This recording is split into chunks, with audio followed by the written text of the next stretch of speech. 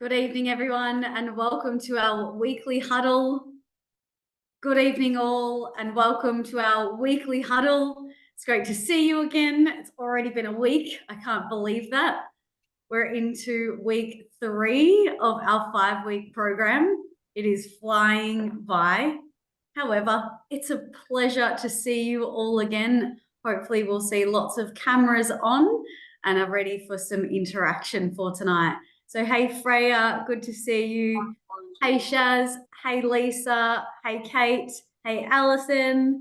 Hey, Amy. Hey, Jordana. Hey, Justine. Hey, Lou. Hey, Isabel. Hey, Ali. And hey, Sienna. If you are able to, we'd love to see those beautiful faces.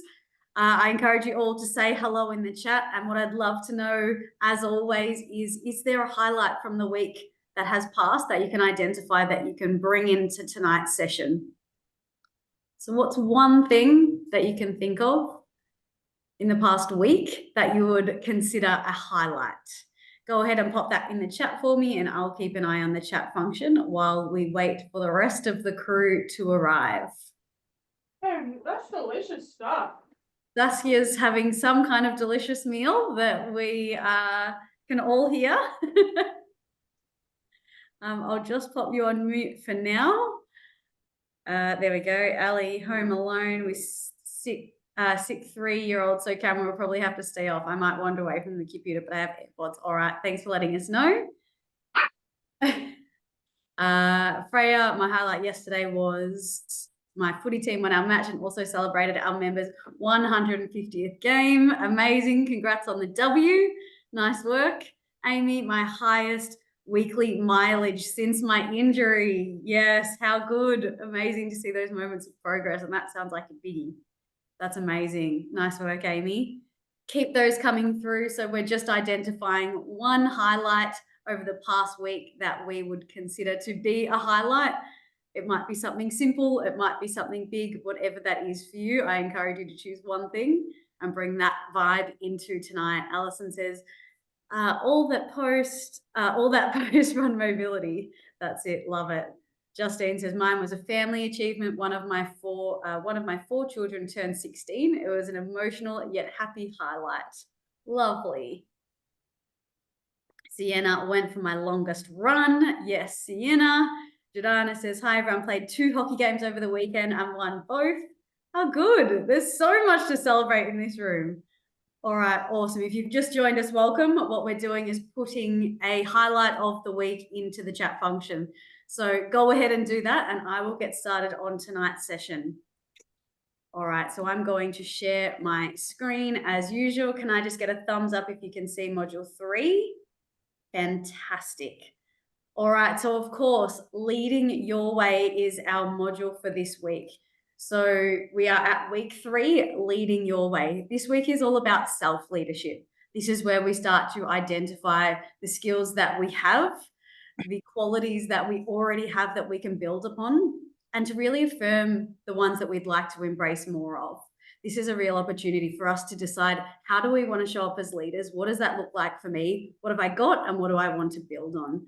I think for so many, in so many ways, we are blind to the things we already have and sometimes don't really see those as strengths. So I think that this module is really, really important on our leadership journey, just to take a second to go, hey, we don't need fixing. We've got a whole lot of skills here. What are they and how can I build upon them? So that's the real theme for this week. Tonight, of course, as always, any technical issues, stand by your direct message function in the platform. Hopefully that won't be an issue, but in case we drop off, I will communicate with you through there.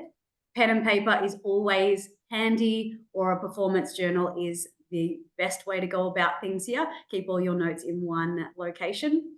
Mute button, just keeping yourselves on mute. Nicole, I'll get you to just put yourselves on mute. That was perfect timing for me. If you need to bring yourself off mute, of course, you can use the space bar to do so. The session will be recorded, so if you need to catch a copy of the recording, just let me know, and let's have a good time. All right, so what we have, as usual, we have our team icebreaker, which is our trivia game and an activity. We have a leadership in action. So, what does it look like for us to step up to new levels of leadership? Then we're going to talk about the modern leader, and that was some of the lessons that we spoke about in the back half of this module, and we'll delve a bit further into those. Of course, our trivia game, presented by Time to Talk, who are the sponsor, I guess, for our trivia game. The winner of our trivia gets the opportunity to go and train with Time to Talk on any one of these topics if they take out the trivia game winner crown. So our leaderboard looks like this. It really is anyone's game at this point. So it's much easier for me when there is a clear winner, but that's not the case at the moment. So it might come down to a final showdown. That's all right. At this point, it's still anyone's game. So the way this works is if you know the answer, initials in the chat. If you get the answer right, 1 point. If you do not get the answer right, you lose a point. All right, we ready to go, team? A thumbs up or a nod for me, and I'll know I'm good to go. Love it. Thanks, team. All right.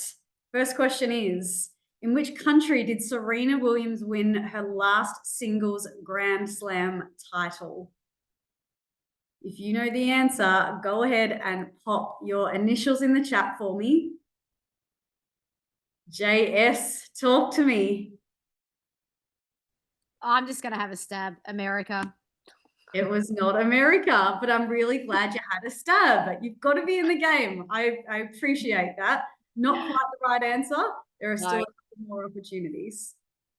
Now, who has jumped in next? It looks like Amy has jumped in next. Amy, have you got an answer for us? I'm just going with Australia. It was the Australian Open. Good job. Nice work there. So you'll gather the point here. So she beat her sister Venus in 2017 Australian Open. They have been around for a very long time competing against her sister, which her debut was in 94, Serena in 95. So they've been very successful over a long period of time, haven't they? Amazing. All right, great job, Amy. Next opportunity is going to look something like this. This is a Who Am I? She made, we'll start with when she was born, which is 17th of January, 1973. She made her debut on the Australian netball team in 1993. She became captain in 2004 and broke the record for the highest number of tests played for Australia in 2005. Announced her retirement from netball in 2007. She became an officer of the Order of Australia for her distinguished service to netball as an elite player, coach through sport and advocacy for young women. Recently appeared on a reality TV show, recently appointed to the board of Netball Australia. Kate, talk to me. Who are we talking about here? The one and only Liz Ellis. The one and only Liz Ellis. What was the giveaway for you? It was the age. I thought, okay, she's 50, the 1973, because I'm 40. So I'm like, okay, which one's 50? And that was my starting point. And then I went from there. Good job. Good job. I think it just got more and more and more obvious. Obvious, absolutely. Yeah. Love it. All right. Love your work, Kate. Thank you. All righty. Final opportunity for tonight. And the question is, in which Australian city did the 2000 Olympics take place? Oh, some fast hands on the keyboard there. JS, talk to me. Sydney. It was Sydney, of course. You would think most of us would know this. Not all of us were born. Not all of us were there to watch it. But it looks like there are plenty who knew the answers to that. All right, amazing. Good job, team. It's getting competitive out there. That's for sure. All right, love it. Well done to all involved in tonight's trivia game. I'll update the scoreboard for us next week. All right, let's shift into an activity which is going to be focused on our character strengths. We'll start there. So we've got a little game for you, or a little scenario that I would like you to play with. So imagine you and so there's no one here that plays table tennis professionally, so I've chosen this sport intentionally. So it's not biased for anyone. I know we're competitive, so I have to be careful about what I choose here. So imagine you and your squad are preparing for an intense table tennis tournament, ready to take on some serious challenges. Your goal is to discuss how each of your individual strengths will be pivotal in securing wins for your team. So what I encourage you to do is share your top 5 strengths and then figure out how you can use those in this challenge. So if you need to, go ahead and take a photo of the screen now. I'll leave it here for just a moment. We're going to be in groups, not our learning groups. We're going to be in groups with some others this time. So you'll get to mix and mingle with some new people. We'll be in breakout rooms for around 5 minutes time. If there are any questions, now is the time to ask. All right, let's get out there. I will see you all very soon. Let's invite them back. Oh, Information straight that goes back. around. Again, brutal. Oh, Wow, When team, you- that was the rudest exit from those breakout rooms. I am so sorry. Usually there's an automatic countdown for 60 seconds. However, somewhere along the line, that setting is not ticked. So that was an abrupt exit. So I apologize. I'm sure it sounded like people were still talking when they came into the room. So I sincerely apologize for that. But in any case, we must push on. I'd love to know what some of the conversations were out there. So I'm not sure, do you remember your room numbers? Would everyone be able to pull that information? Awesome. All right, cool. So room number 1, who would like to speak on your behalf, please? Lisa, love that from you. I don't know if that was a real hand, but I'm going to call it anyway. No, I was just waving, but I'm talking now. The ladies can jump in when they feel like it. But we kind of felt like our strengths weren't really going to help us win the game, to be honest. And honesty is my number 1. But yeah, we just felt like we were too honest to say that we didn't have the skill to play table tennis. So we said it might be a strength if we had a partner and we could say, okay, you go first. And one of the ladies was going to use the honest trash talks. So use honesty and tell them how they're not going to win this game because we are going to win. Okay. So what other strengths? Pardon? What other strengths did you have in your group? Prudence. And that was Debbie, so I might get her to explain that. But we just had a great chat about the actual exercise itself and how we've used it within our daily lives.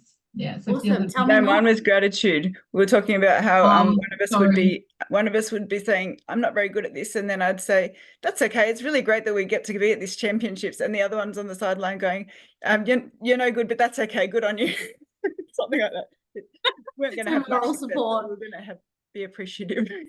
Yeah, nice. Sometimes I'm not sure if anyone had this experience, but sometimes when you see your strengths, they seem a bit soft or like they're not going to be valid in high performance. But when we think about it, they're actually really useful. It might not be, as assertive as we think we need to be, but they actually go a really long way, especially if you're the one that's able to create possibility in someone's mind when things aren't going well. It's actually a real skill. I like that, Debbie. Now, how many of you saw your strengths and thought, that's not really a strength, everyone can do that? Or I didn't really think, like, that is something that I do, but I didn't really think of it as something that's overly unique. Who was surprised by their strengths? Anyone? Most people were pretty in sync with their strengths and could identify them within the profile. Nice. Awesome. All right, group number 2. What was the topic of conversation in your room? Is that Sienna? Was that a little hand there? Great. Yeah, well, one of my strengths was teamwork. So we said that, if you're working with a partner, you would be a lot useful because you can have great communication skills. And another one was hope. So, if we're a bit down, you can change your mindset and have a bit of hope to keep going and keep playing. Yeah, that's such a skill. We wouldn't normally go, as a leader in sport, I'm going to utilize my skill set of hope. Most people are going, that's not going to fit in high performance. But when you put it like that and actually put it into that context and make it tangible and real, it works. We need those people. I love it. Thanks, Sienna. Group number 3. Is there a little hand up, or is there a Kate? I'm kind of looking at you. It might not be your group. I don't know if it's my group, but I'm happy to speak. It was Right. me, Lou, and Brenda. Yes. Yep. So we had quite an eclectic group of values. So we tried to sort of summarize everyone just really briefly. So we had fairness. So we would use that to organize around our abilities and, you know, how we were going to tackle this sport that we didn't really know. Bravery was another one, and we thought, well, that would definitely help that person go first, you know, helping the team, you know, start off. Then we sort of used judgment, teamwork, and love together. And we would use that by looking at our last couple of games and analysing where we went wrong, what's our best combination of groups, and how we worked really well together. Kindness, getting connected as a team, breaking the ice prior to games to help calm the nerves. And our hope was just to hope we win, even though we don't know how to play. That's only 3 of you in a group, right? Yep. That's a lot of skills to be able to draw on for something that you haven't done before. It's a good reflection to think that small teams that you might have, actually, we've probably got a lot of skills we can draw on. What are they? Let's identify them and apply them here. I love that. That's awesome. Thanks, Kate. Now, group number 4.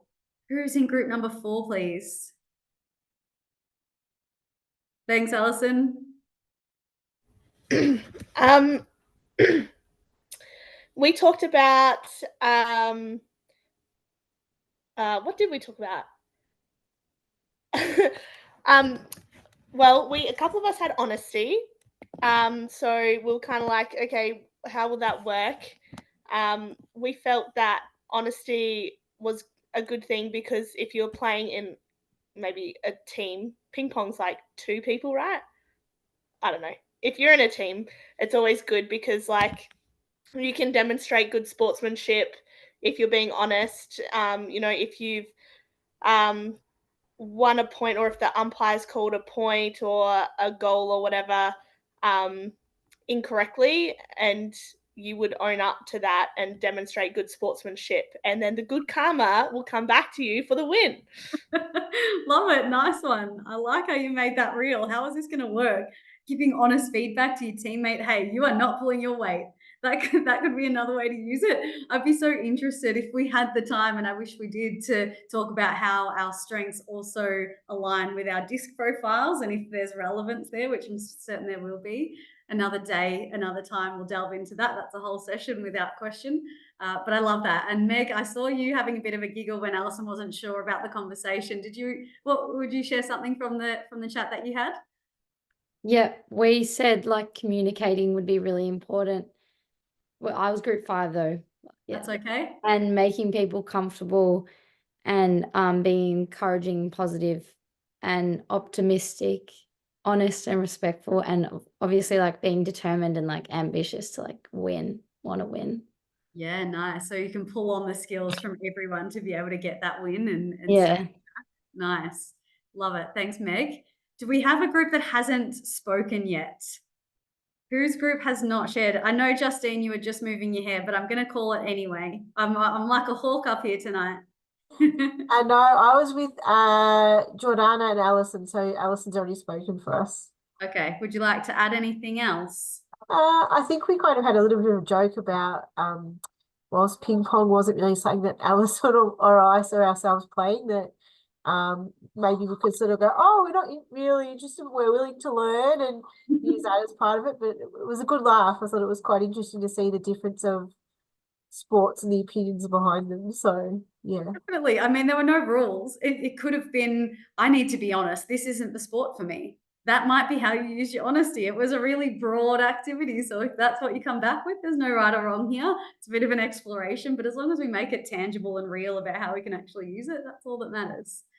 All right. Is there a final group who hasn't spoken yet or hasn't been represented in this conversation?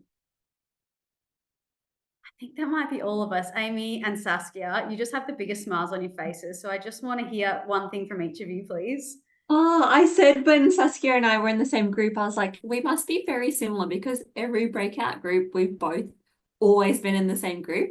But I think how we did it, we went through like each person's top 5 and we tried to see like what was the common denominator, what do we have in common, and then how we could apply that to the table tennis. So it was really interesting. So Isabel was in our group as well, and we did have a crossover with honesty, humor and love of learning. So it was super interesting. We were like, kind of then took on love of learning. We're like, we're not table tennis extraordinaires, but with the other strengths that we have, how could we apply that to learning what we can do to win the table tennis Awesome. championship? Yep, that's a great use of a strength. I love it. Nice one. Saskia, anything you'd like to add? Amy said that perfectly. All right. We'll leave it there. We'll get you a little bit later on. All right. Thanks, team. Let's get into the content for tonight. As always, plenty to get through, and I'm eager to get into some conversations with you. But first, before we do that, please fill up the chat function for me and answer this question. What words describe the best team you've ever been in? That might be a sports team, that might be a work team, it might be a coach-player relationship. But what are some of the words that best describe the best team you've been in? Supportive, dedicated, full of love, driven and motivated, perseverance, fun, united, like family, unconditional. We had it all right. Dynamics, belief, determination. We all got along, had the same goals. Same goals, push to improve, motivated. We're all driven and supportive. Flow. Lou says we're in flow. Okay, fun, success, same goals. Fun, talkative, supportive, like my second family. Nice, commitment. Amazing, amazing. So we'll all require different things in the teams that we are a part of. It might be the wins, it might be the people, it will be different for all of us. But in terms of putting all of what we're talking about here into a framework that we can understand, I'd really like to introduce you to the Patrick Lacconi model, which is the 5 dysfunctions of a high-performing team, or 5 dysfunctions of a team here that we're talking about. So I want to start here. So some of these words, probably all of them, will fit into one of the levels here that we're talking about. So when we're leading a team, one of the very foundational things that we need to establish to move towards a high-performing team is our ability to establish a sense of trust in that team. So when we establish a sense of trust, that means we feel comfortable there. We feel like we can be ourselves. We start to be able to have conversations. We start to feel like we can relax a little bit. We start to create a real environment that people feel like they can come into, and it feels like a good place. They feel like they can have fun. The result that we get from not establishing trust early on, it means that people don't enjoy coming there as much. They don't feel like they can be themselves. It is not a safe environment. The ability to avoid, well, not the ability, if you're not establishing trust early on, it makes it harder for you to move towards being a high-functioning team or a high-performing team. Second to that, we look at the ability to manage conflict. So let's say we've got a really trusted environment. We've started to make it feel like a safe place. Then we look at managing conflict, and our ability to manage our conflict will dictate our level of performance that we're able to manage. So when we're able to handle conflict, we can approach issues quickly and not sweep things under the rug and let them grow into things that they don't need to. It means that we can go and have robust conversations or address things at the time when they happen.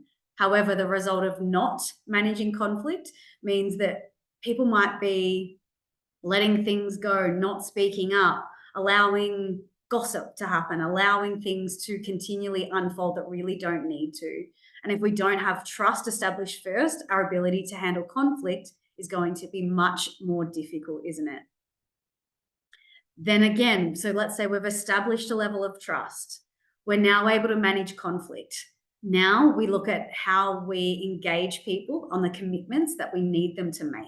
So as leaders, these are things we want to be really mindful of. We want to start to establish trust. We want to be able to help manage conflict or have the ability or the skill set to be able to do that. Then we start looking at that commitment level. How do we get people to commit to the clarity, or not to commit to the goals that we've set? So one of the things we spoke about same goals, same direction. We're really on the same path here. That is one of the elements here, one of the most important elements of a really high-performing team. And you've said that so beautifully in the chat. You can really identify that when there's a level of commitment, we're going in the same direction, we're able to perform really well. The flip side of that, when we aren't able to get our teams to commit or our people to commit, and we're not on the same path, that lack of commitment can be really detrimental. It makes it very challenging to move towards being a high-performing team when we can't establish a sense of commitment to the standards or expectations or level of performance that we require.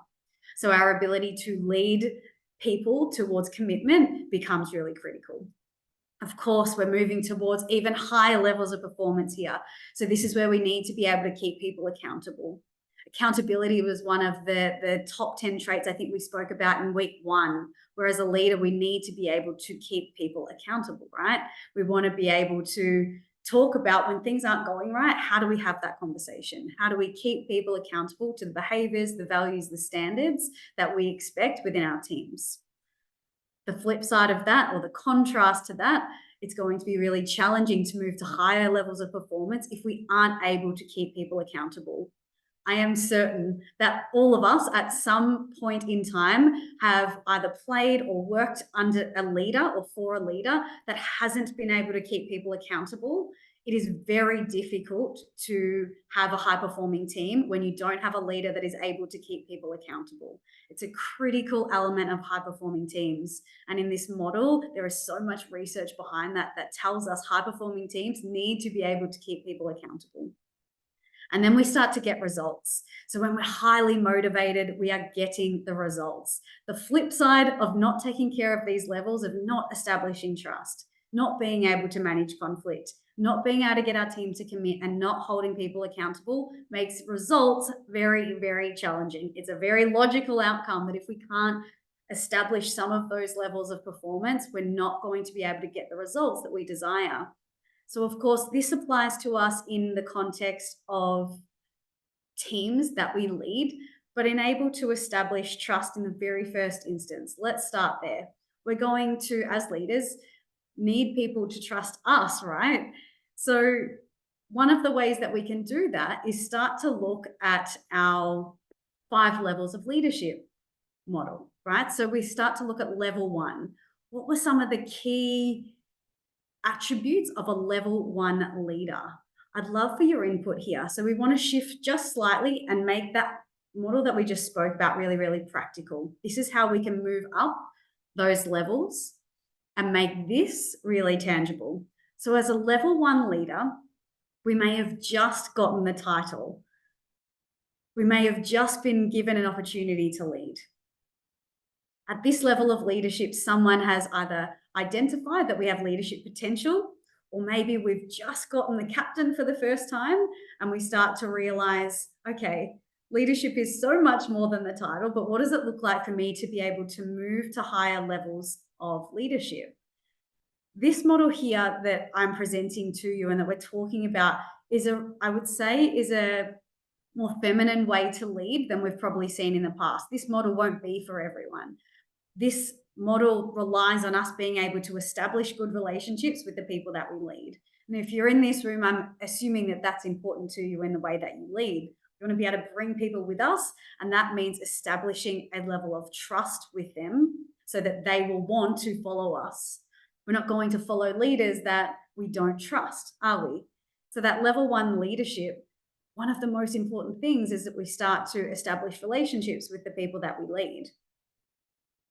So what I'd like to do here, before we move any further, I just would like to know from each of you, the area that you're focused on for this program, which level of leadership did you identify yourself at? Go ahead and pop that in the chat for me now. I'll keep an eye on the chat and let me know the level of leadership that you feel like you're at in the area that we're focused on for this program. So Brenda's identified at a 3, Kate's at permission at a level 2, Saskia's at a level 4, or I think I flip. Absolutely. Depending on where we're focused, we might be a level 1 leader in one area of our lives, we might be a level 4 in another. So depending on how long we've been there, the level of relationships that we've got with people, the results we've been able to achieve, it can be different depending on which area of your life you're in or how long you've been in a particular role for. But I'm not sure if you've had this experience. I certainly did, finding myself in with a captaincy role for the very first time and thinking, I've made it. I'm here. That's what I aspired to do. I wanted to be a captain. I wanted to be a leader, not knowing what on earth that meant, not knowing that it is no longer about me. It is now about what I can do for my team and what I can do for the people around me. Level 1 is simply the beginning. There are people that we will come across that will never have had this conversation and probably never will, and will stay at a level 1 leader forever. And that's okay. As long as that's the choice that they're making or that we're making, that's fine. It doesn't matter where you are now or where you'd like to be, as long as you're consciously choosing the level of leadership that you're sitting at. So I want to ask you some questions, and I really want to just test your knowledge here. So I'm going to read some scenarios, and I'd really love for you to let me know in the chat which level of leadership you believe this to be at. So the very first scenario here, you've built a strong team that believes in your vision. They follow you not because of your position, but because they trust and respect you.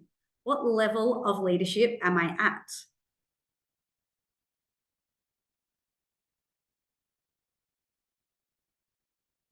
All right, this one. So what are some of the words that you're identifying here? You've built a strong team. They believe in your vision. They follow you not because of the position you hold, but because they trust and respect you. Your reputation precedes you at this point.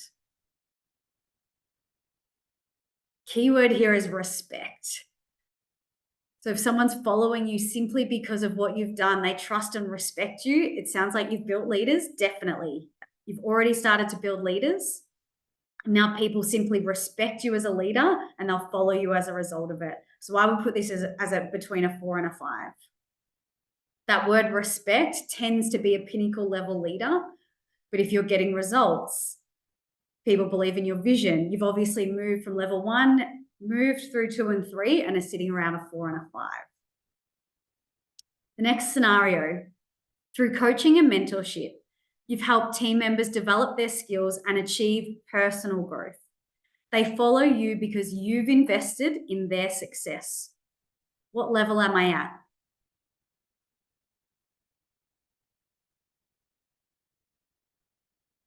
Level 3, this is the production. So at this level, we're able to reproduce leaders.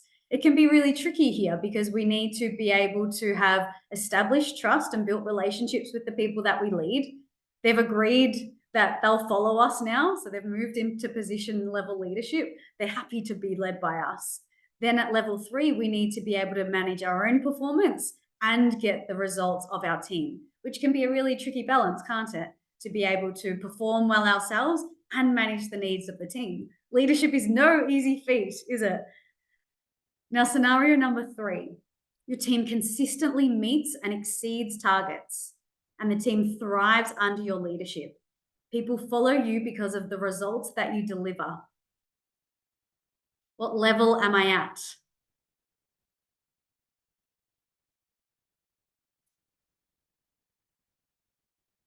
What tells you I'm at a level 5 here? Now, there's lots of level 5s coming through. Explain your thinking process to me. What was it that indicated to you that this is a level 5 leader? Delivery of results, absolutely.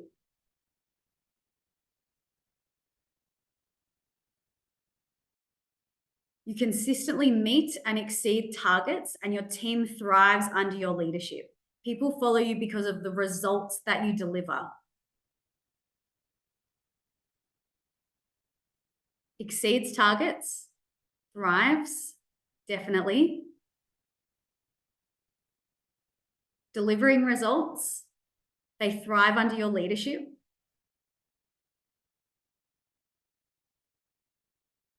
I would argue that this would be a production level. I agree with you, Lou. I would say it's a 3 or a 4. They're producing results for sure. We haven't yet said that they're able to produce other leaders. They are able to produce results. They're able to meet and exceed targets, but not quite at that level where people will follow them just because of what they've done, just because of who they are. All right, let's keep moving through. We've got a couple more scenarios for you. You've built strong relationships with your team members and they genuinely enjoy working with you. People follow because they want to be part of your team. What level am I at?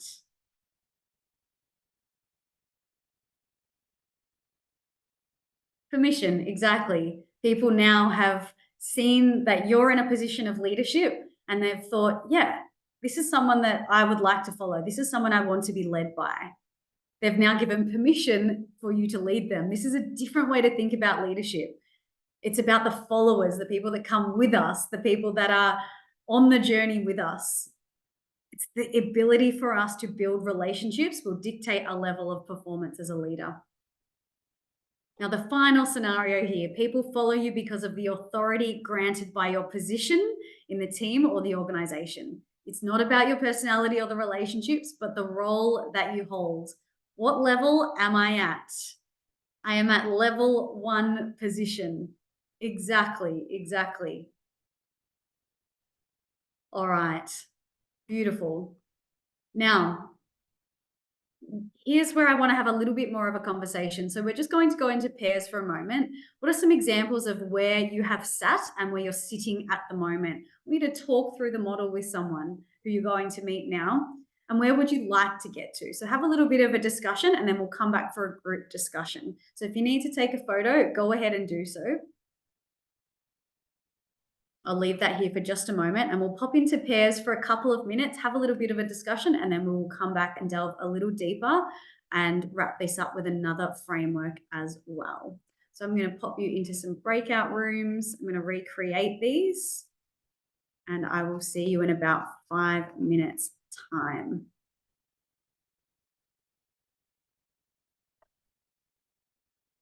Now, I need to grab Shaz.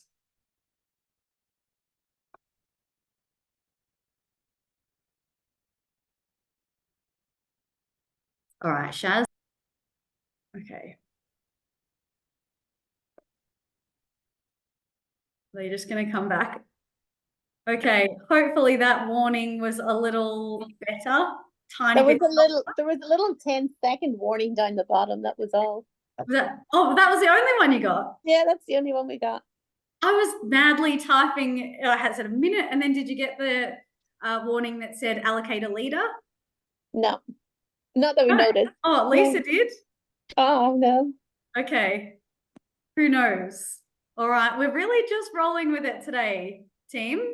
So I was in a conversation here with Shaz and I feel like I was just yelling because I was very passionate about this and the next topic, and I'm really excited to hear what you've been talking about and then move into the next topic because it's a biggie. But let's pause here, work through this section together. So group number 1, who would like to speak on your behalf? We don't know the groups. I'm just going to start allocating. What do you think? I feel like we're brave enough. It's a safe enough place that we can start doing that. Alison's got the biggest smile on her face, so I'm going to ask you first and then Amy will come to you next. That's just my default face. Can I say? Just don't pick on it. It's like drawing me toward you. No, we actually nominated a leader, Geordie, Okay. so I'm going to handball it over to her. Great I'll leadership. take over, Ali. Okay. We just talked about the fact that we can actually fluctuate through levels depending on where we are in life and what roles we're, what position we're in, and all that sort of stuff. So, and we also talked about how you can be a little bit critical of yourself, and yeah, so you might put yourself down a little bit, or because you're being a bit more critical on yourself. So yeah. Yes, we might be putting ourselves a little lower than where we actually are. Yeah, I think, yeah, there's lots of nods in the house, and definitely. So if we get to a level 4 in one area of our leadership, it doesn't mean we stay there. Our ability to maintain relationships over a period of time will dictate the level of leadership we can be at. I was saying to Shaz, we often have teams that we're working with or leaders come along and say, how can I improve my leadership? Where can I go from here? And my response is always deepen the level of relationships with the people that you lead. How well do you know them? Do you know what they're up to? Do you know where their mindset's at? Your ability to understand them, like sport. How well do we know the people we're passing to? Can we kick to the right side or can we throw it to the right side? We've got to understand our people so well that we can really lead them effectively. I love this model because it means that there's always something that we can be doing and it's right there before us. All right, next group. Who Amy, yes, this hand. Yes. Hi. I feel like I was so passionate about this module. I had a great group with Lou and with Justine, and we talked about where we sat, and I was so interested because Justine was like, she's a level 5 in her professional life, and Lou as well. And I said, for me, in my professional life, I'm more probably a 3, but in my personal life, I think I'm more a 4. And I said, at work, I work in pharmaceuticals, it's very male driven, but I said probably the part that irks me the most is that I do have female leaders above me, and I'm constantly reminded, like, I'm very eager and want to say, as you can see in this group, I like to speak out, and have been told by the female leaders is like, Amy, make sure you stay in your lane. These are the clients. And I'm like, yes, but, and it just was like the perfect example. Literally after every meeting I have with a client, I make my own notes. And on March 12th, I wrote a sentence that I was like, I really think we could benefit from this. And then April 19th came, and then the client suggested the same thing, and I went back saying, oh, on March 12th I suggested this, and my manager, who's a female, who is lovely, she was like, oh, it's right when it comes from the client. And I was like, like, that's my like biggest irk. I was like, but I suggested that on March 12th and we've wasted a whole month because it wasn't right until the client. And I just hate that. But in my personal life, where I'm a Running Mums Australia ambassador, and I'm like trying to help like literally the communities, 40,000 women, and I'm like, what can I do to serve, to purpose them? And I think that the only reason that I was able to become an ambassador was because I was so genuine. After my birth of my kids, both of my kids were preemie. My second was 30 weeks, right in the middle of COVID. We were 6 weeks in the NICU. I was so broken and honest. And it was the first time where I had to admit that this is really hard. And the amount of women that I actually could relate to helped. And I'm not saying I wouldn't trade what happened just so I could be the ambassador, but I think because it was relatable and really hard, and that helped me, not because I thought I was better than anyone, but because I could relate to the women, that helped me to be more a level 4 without trying. And so I really, in my personal and professional life, I really struggled, is what I'm saying. I mean, when you were talking, I was hearing like the way that people were now able to relate to you because they feel trusted, they feel like this person understands me, and so therefore they come to you with things which enables your leadership. So your vulnerability to go first then drew them toward you as a leader. That's such a powerful thing to do. But yeah, it can be so different in different areas of life, right? Where we're doing it here and it's coming from a different place versus in a context that you have less control over. It's a little more challenging, to say the least. And I echo that sentiment, whoever, Shaz, thank you for sharing vulnerably like that about you and your life. And I really value that in this room. So thanks, Amy. All right. Let's have another share, please. Who else was an allocated leader or not? Yes, Freya, amazing. So something that my group talked about was how, what level that you're sitting at fluctuates depending on not only the position, but the level of engagement from the people that you're leading. Because even if you're putting your all in and you're really trying to like push for those higher levels, sometimes the people that you're leading just aren't going to match that energy, and so that can hold you back. But it's also learning to accept that that's a level that you're going to be at, and be able to work with that, and how to still be able to lead effectively and really well. And also tying in if you're an elected leader or a chosen leader, and like the two difference in how people can view your position, and how well you work in it. I think that's a really interesting conversation, isn't it? Where you've been appointed by the people that are going to be led by you, or if it's been appointed and you're forced or it's chosen, Yeah. and could potentially decide which level you start at. Mm-hmm.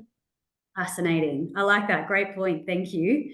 Now, do we have one more share in the house before we move into the next section? Hey, Lou, I haven't heard from you tonight. Would you share something with us? I was just going to share in the conversation that we had, we started to get into the space of how women support or reinforce, I guess, the societal boundaries. And this is something that gets me going. So I just said to Amy when she was doing that amazing share to read a story, and I've just put it in the chat for everybody. It's random, so sorry. But there's this really awesome quote that often is bantered about by Eleanor Roosevelt and Marilyn Monroe. And there's a really interesting story that's attached to it. So the quote is, "Well-behaved women seldom make history." And it was actually from a professor, a female professor. And she was lamenting the fact that women who are undercover, who do all of the hard work, who open doors and leave them open for people behind them, often don't get the thank yous. But people who are really extreme in their opinions and extreme in their values and extreme in, I guess, shattering the glass ceiling get all of the clout. And so I think it's a really apt, this week, the resources really made me think about, as a leader, if I am still embodying that, the masculine skill set, because I work in a female dominated space, but all of the decision makers are men. And so success sometimes has to be almost translated for them. And I try really hard not to push that back down to my team. But it was, there were some really good prompts this week on, am I being my authentic self in my leadership style? Or because it's successful, am I using something that's really masculine and strong and taking that to my team and giving them an example that isn't necessarily what I would love for them to see as a woman leader? Wow, you could not have led us any more beautifully into the next conversation. Sorry. I love that you shared that. No, that was perfect. And I was having a conversation on this call not too long ago where we were talking about what we bring as leaders and what those strengths are. And do we perceive them to be strong enough to be in a leadership role? Is that something that is going to fly in leadership? And because we as women tend to do things a little bit differently, or maybe not as traditional leaders had been seen, that maybe they're not going to be strong enough or tough enough, or they're not going to stand up in the world of leadership. But this is what I was yelling about. I believe we just get so conditioned to believe that leadership needs to look and be a certain way. And that's just rubbish. It's not the way it is. It's just we've grown up or we've survived in environments like this. But to move forward, the modern leader is very, very different.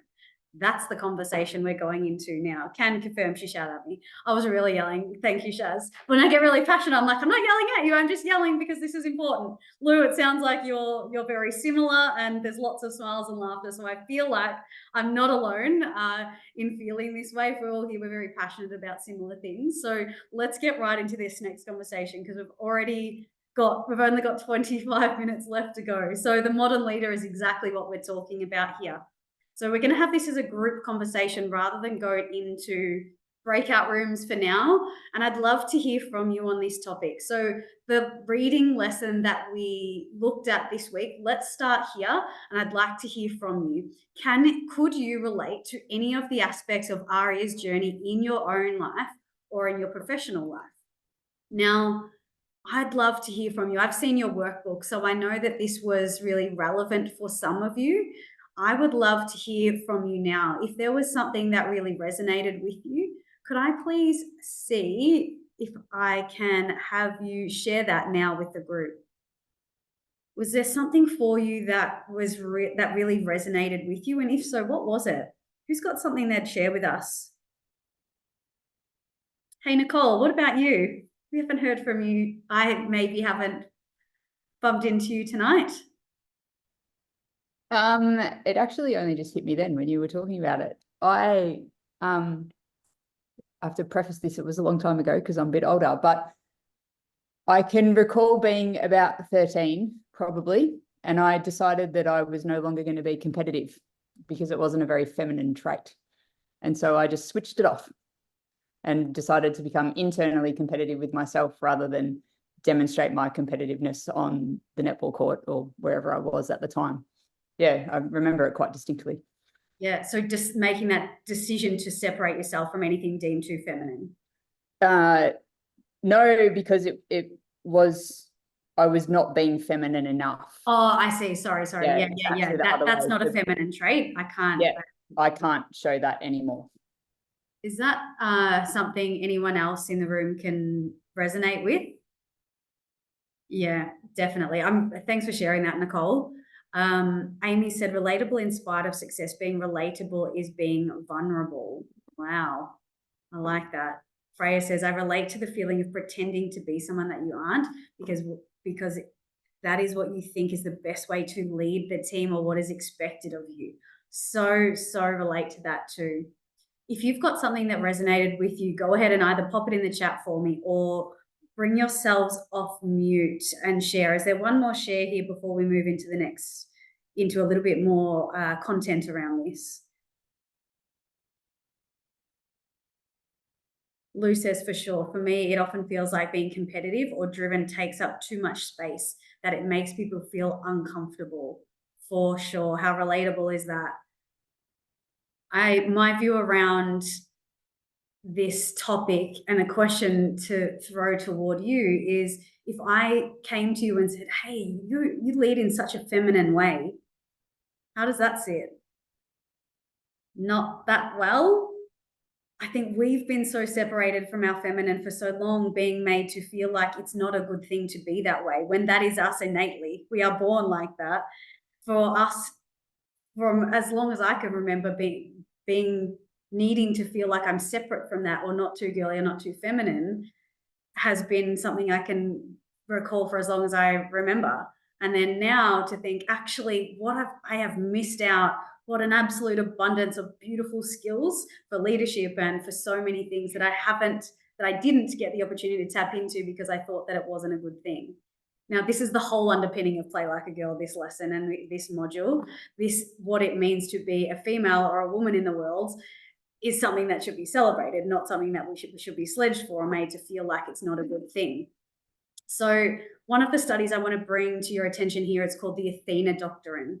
Now, it comes from a book. I'll share this with you in the newsfeed tomorrow, but the title is called How Women and the Men Who Think Like Them Will Rule the Future. So this study was conducted a few years ago now, right across the world, and they went and asked people to evaluate whether they thought particular traits were masculine, feminine, or neutral. Nothing to do with gender, just which trait was more likely to fit into that category of masculine, feminine, or neutral. And what they found was, I'll share the results of the survey with you, but they found that there were 10 traits that were really desired in modern leaders. And I'll share those top 10 traits with you from the study. So the top 10 traits that they found in this particular study were connectedness, humility, vulnerability, transparency, trustworthiness, patience, empathy, long-term thinking, and flexibility. These were some of the traits that they decided were important for modern day leaders. Now, this is a big slide, but I feel like it's important to share because these were the results. These were the traits that got categorized: masculine, neutral, and feminine. And if you reflect on the slide that I've just shared with you, the majority of those traits were actually feminine traits. So we're looking at leadership today, saying actually what is desired in leaders today is not always the masculine. It's actually both. It's how do we take what we've learned about the masculine way of leading and make it our own and embrace those feminine traits as well. And there was a study done out of Stanford that said the people that were able to embrace traits from both parts or all parts were actually the most powerful in their leadership, where they could be masculine and feminine. They could be firm and they could be kind. It's the best of both worlds. That is equality, bringing to those two versions of leadership together. That was the real skill set or the real strength. For me, I'll own it for myself and for a lot of us that have grown up in male-dominated environments or work, live and play in male-dominated environments, embracing those softer sides of ourselves and bringing those to the forefront is the work. That's the hard work, not the soft skills that we talk about. The hard work is this, in my view. So I'm curious from your perspective on this topic, when we're talking about feminine traits, how does that kind of language land with you? Is it something that you resonate with? I'd love to throw this to the floor. Is this language between masculine and feminine something that resonates with you? Freya, I'd love to hear from you. And then Debbie, I'll come to you next. Personally, with me, like if someone like were to come up with me and like say, oh, you're leading very masculine or you're very feminine, like I would just take that and be like, this is my leadership style and this is working. And I feel like we're at a time in society where something shouldn't be judged because it's more feminine or more masculine. It just is. And yeah, it shouldn't be judged as being bad, and like the prejudices of society come in and affect that and see how people view you. Yeah, so Freya, you suggesting that we should be able to choose from anywhere we like and lead that way. We should be confined to what has been traditionally seen to be okay. Nice. All right, awesome. Debbie, would you like to share your views on this one? Yeah, I am a coach working with all male team and all male leadership team. Other than me, it's a bit of a team, and I think in a way I feel like I need to be strong, but then I think no, there's enough of that there. I'm bringing something that other people don't bring. I whisper the new ideas into and that make a change, or I care for the kid that needs that. Yeah, I bring what's missing to the team. So it's a good thing, not a bad thing, that I bring different traits to this particular thing. Yeah, I like that. That can be particularly challenging when you're in a all-male dominated environment. No one looks or sounds like you. Being okay to say, hey, because I'm different, that's actually awesome. I think that's really courageous to do that. Who else would like to share on this topic? This is a big one.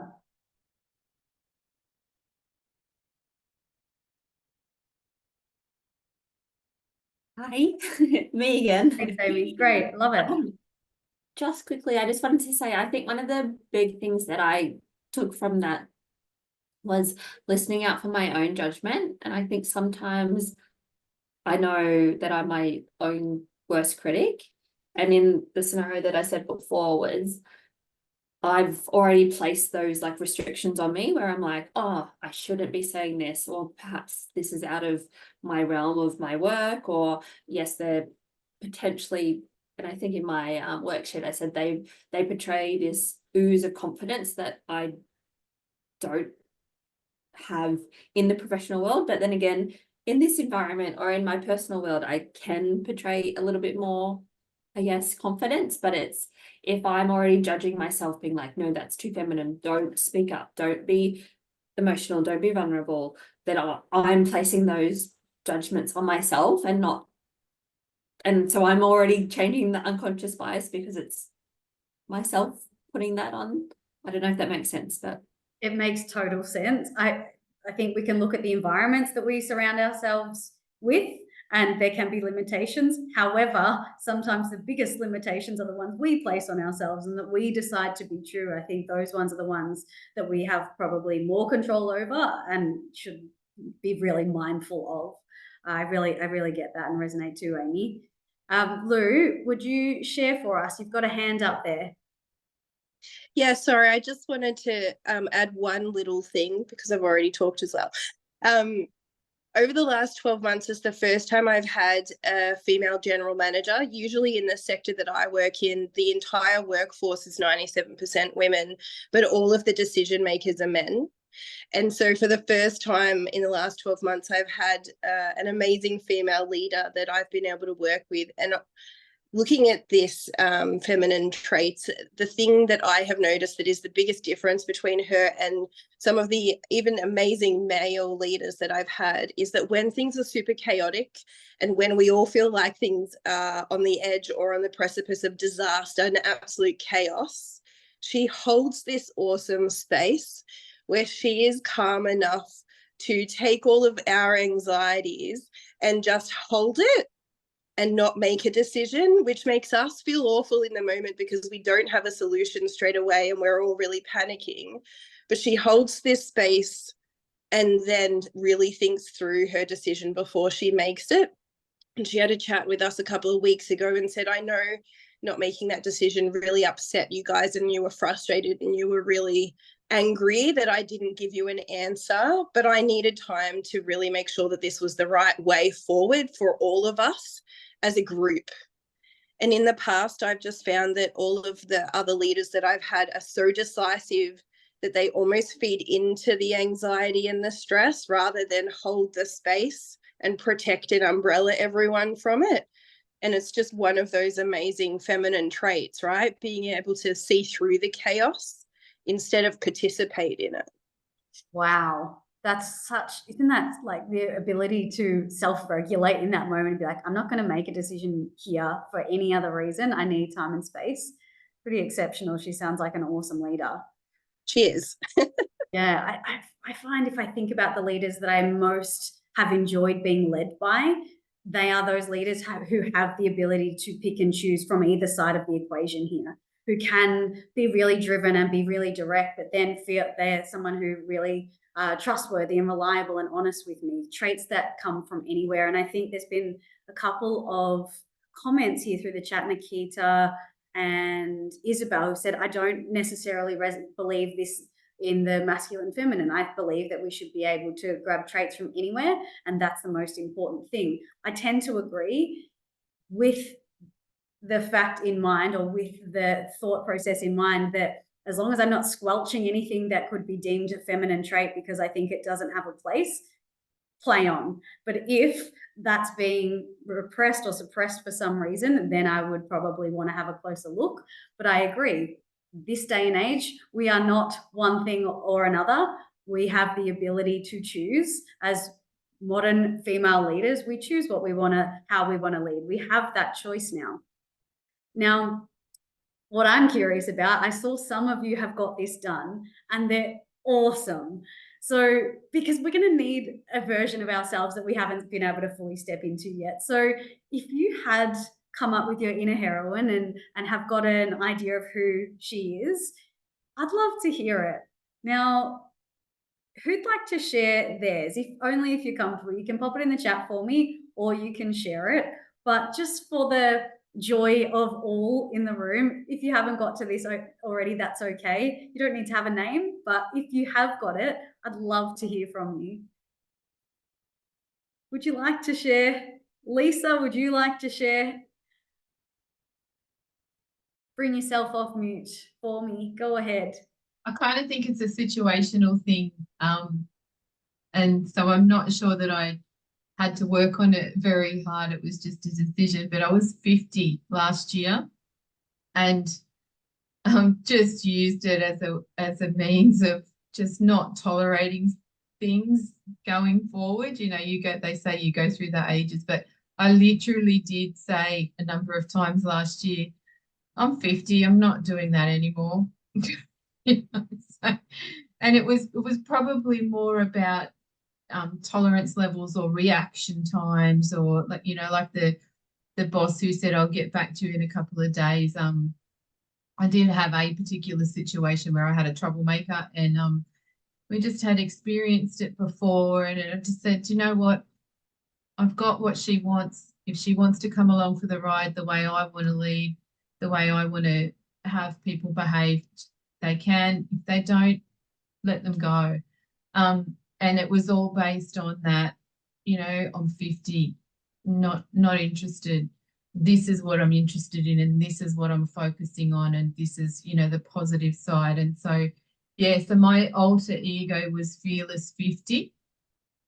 But it also, you know, led me through the competitive stages of my year performance as well. Like, you know, it was just like, oh, I'm 50. I've been doing this for 46 years. You know, if I can't do it now, just go out and enjoy yourself. And I was able to do that. So, yeah, so my Fearless 50, I'm carrying it through, and I'm probably trying to build on it a little bit more. Whereas last year it was a bit of a step by step, and I'm going to say happy-go-lucky, jokey sort of thing. But this year I'm taking it seriously. Nice. Just building on it and taking it forward. Yeah. Oh, I love to hear that. I'm looking forward to seeing her take more of the reins more often. Sounds like that's going to be happening. I love it. Thanks so much, Lisa. Lou, you've got a hand up there. Is that up from before or no? Who's got an inner heroine or an alter ego that they could share with us? There was some unbelievable stuff. Would anyone like to share theirs? Alison, thank you. Well, I'm just gonna maybe put a little spanner in the works, and because I actually struggled with this one, and me and my fiance actually had some really fun conversations around this because we have these weird conversations all the time. But I was of the view that I really liked the examples. Kobe Bryant, wasn't it, the basketballer? Yeah. But my sort of view is for people to feel really whole. And I was talking to my fiance about, like, is it maybe a bad thing that they're separating an identity from themselves? Because, okay, Beyonce going up on stage and being this confident sexual lady, well, that's still her on stage. The alter ego maybe gave her that confidence to do it, but either way, it's still her doing it. So she has all these confident traits inside her. And if that's what it takes to get someone over the line, then I get it.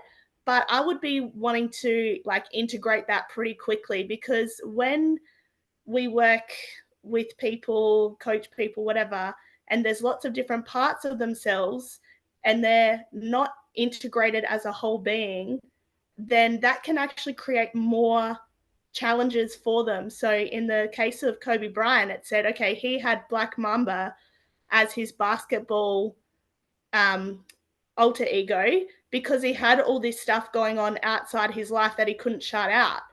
Well, is it that he's got so many parts of himself that are actually causing this chaos around him because he's not fully aligned to who he is? So I struggled with the name of my alter ego.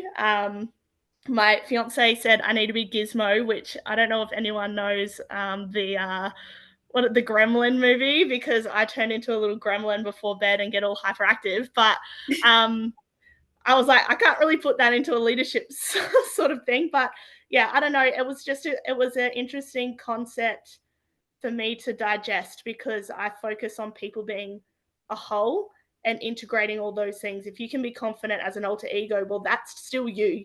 And can you be that when you're just your name, you know? Michael Jordan is a red wine Michael Jordan. Yeah, sounds like a conversation over a glass of red, I think. I love how you've really delved into it and how much thought you've gone into. I think it's so unique, right? It's so different for each individual. It depends what you need it for. So if, like in Kobe Bryant's case, it was to detach from the chaos of life. So it was a mental technique he used for performance specifically. Is it sustainable as a human? Probably not. However, the Sasha Fierce version probably set the same. How I think about this, if it's not separate from me, it's a version of me that I'm becoming. So I would always think of it, it's just Holly in a little while's time. So it's still me, and how do I step into those attributes or traits that I maybe don't feel courageous enough to deliver upon yet? Or how do I still connect with myself and be her. So I really get what you mean. It's not about being someone else. It's about being a version of yourself that maybe you haven't fully stepped into yet. So I've thoroughly enjoyed that conversation. I'm really glad you raised it. Thank you. I can see that there are a few people who have mentioned that they haven't got the name yet. That is so fine. You don't need to have the name all figured out. You might be inspired by something that pops up for you over the next couple of weeks. That's how I came up with mine as well. So it might be an ongoing piece of work, but as long as you can get a sense of what that feels like, it's going to be able to help you ongoing. So I've got Nikita and then Amy. So I'll get you both to share and that will wrap us up for the evening. Hey, can you hear me? Yeah, got you. Thank you. Cool. Yeah, I was just going to build on what Alison said, and I totally understand her point about being whole, but I think it also for me is like being the version of you when it matters most. So as a leader, we have to tailor our personalities in some way based on who we're leading, and I feel like that's important when you are leading people because different versions of you have to appeal to their personalities. Like I work in a corporate job and I'm quite senior. The version of me at work is different when I'm a coach and when I'm on the soccer field. So it's just I wouldn't want all those different versions to come out at the same time. But still me, it's just the best way to show up and be a leader. So I also struggled with this one just because I felt like I'm not very creative. But I did think it was a good way to channel into those different versions of ourselves. And I saw how it plays in my life. So yeah, nice. I love that. Thanks, Nikita. Thanks for sharing. There, we are different versions of ourselves with different people at sometimes, aren't we? Or it might require us to show a different side of ourselves. Not that we're all separate beings, but there are different versions or parts of ourselves that we need to turn up or dial down at certain moments in time, unfortunately. All right, Amy, we'll hear from you, please. Okay, I definitely agree totally with what Alison said, and then also with Nikita. I think when I tried to think of it, I guess my name is quite easy. So I'm like, my name is Amy, and my like heroine name would be AIM. And I think I tried to think of that as like it's still me. I'm still Amy. But I thought of AIM as like take aim, like aim for it. I was trying to like use all these like prefaces to be like, okay, I'm still Amy, but like aim is like where does my aim want to be? And as Nikita and Alison said, it's so multi-layered, and I am so different at work to what I am in personal, to what I am here, to what I am to the kids. And it's like my aim, where I need to be in that moment is like where I'm shooting for. And that person that presents itself at that time is like the aim that I'm going for. Nice. I like it. Very creative. I love it. There's so many layers to it, aren't there? So many layers. My was more around what are the attributes that I want to be able to lean into more. So mine was around conflict and connection and a whole range of words that started with C. I had a whole list of them.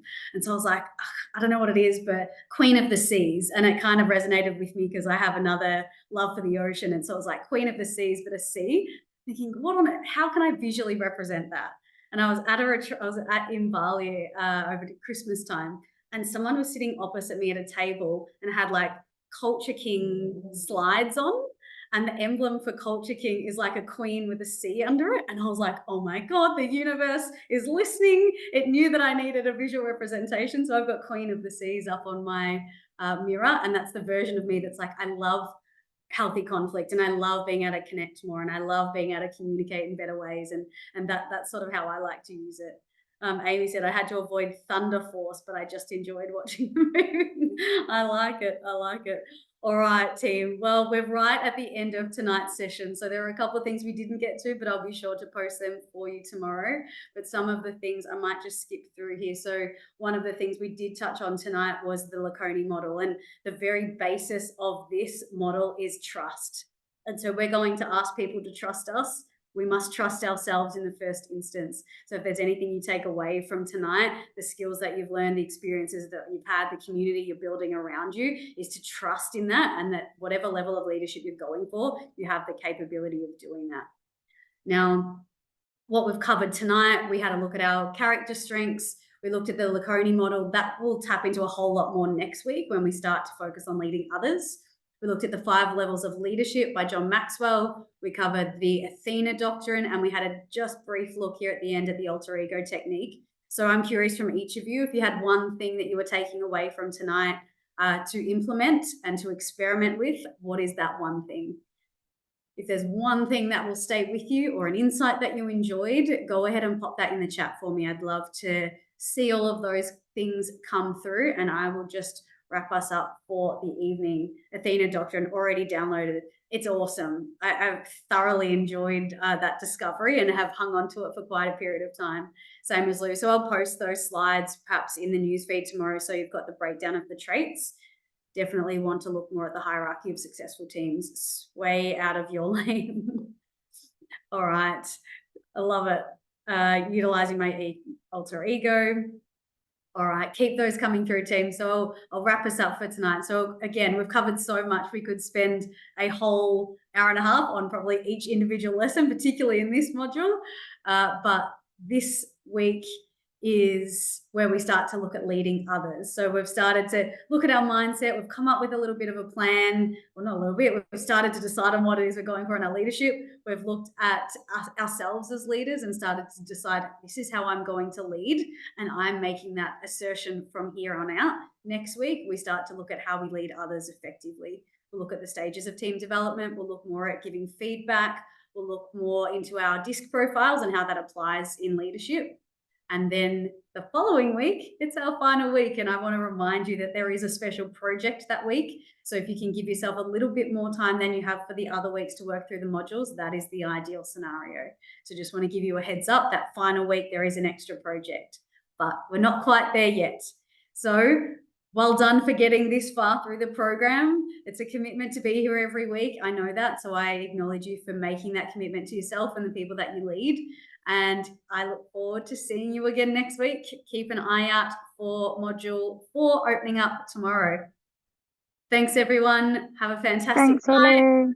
And say bye on your way out. Thanks, Thank Holly. you. Thank you, everyone. Thank you. Bye. Thank you. Thanks, guys. Have a good night.